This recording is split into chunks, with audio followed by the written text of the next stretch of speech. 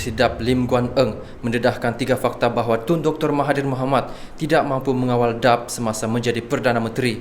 Menurut ahli Parlimen Bagan itu, beliau telah melanggar arahan Mahathir sebanyak 3 kali ketika Pakatan Harapan memerintah negara selama 22 bulan selepas pilihan raya umum ke-15. Beliau membuat pendedahan itu selepas Mahathir mendakwa DAP tidak mampu mengawalnya semasa menjadi Perdana Menteri dan beliau sebagai Menteri Kewangan terpaksa meminta kebenaran sebelum mahu melakukan sesuatu.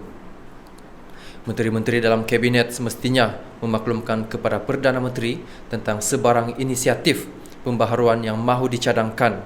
Ini bukan sahaja amalan kebiasaan tetapi juga kerana menghormati kedudukan Perdana Menteri. Namun sekiranya Perdana Menteri bersetuju, satu-satunya alternatif yang tinggal kepada Menteri ialah merayu kepada Kabinet untuk mendapatkan kelulusan.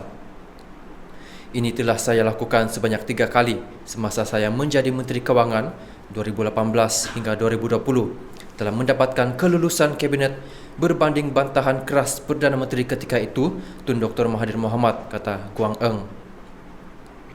Menurutnya, Dr. Mahathir membantah pemberian peruntukan tahunan ahli parlimen sebanyak 3.8 juta ringgit kepada ahli parlimen kerajaan.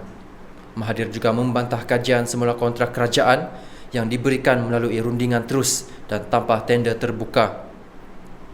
Mahathir turut membantah pengurangan 18% diskaun lebuh raya Tol Plus sebagai langkah pertama ke arah pemansuhan tol. Guan Eng berkata Mahathir telah mengugut dan memecatnya sebagai Menteri Kewangan kerana telah melanggar arahan. Saya berjaya mendapatkan kelulusan Kabinet daripada hampir setiap menteri untuk ketiga-tiga inisiatif yang menimbulkan kemarahan Perdana Menteri. Pada setiap 3 peristiwa, Mahathir ditolak oleh Kabinet. Dia mengugut untuk memecat saya kerana menentangnya atas 3 inisiatif ini. Saya bersedia untuk dipecat tetapi terus melaksanakan inisiatif pembaharuan yang memberikan manfaat kepada rakyat, kata Guan Eng. Menurut beliau, Dr. Mahathir tidak melaksanakan ugutannya. Sebaliknya, meletakkan jawatan atas kerelaan sendiri pada Februari 2020. Pada Mac lalu, media melaporkan Dr. Mahathir berkata DAP gagal mengawalnya ketika menjadi Perdana Menteri buat kali kedua.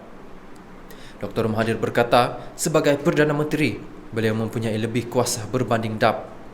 Menurut bekas ahli Parlimen Langkawi itu, Guan Eng yang juga Setiausaha Agung DAP ketika itu terpaksa meminta kebenaran beliau sebelum melakukan sesuatu.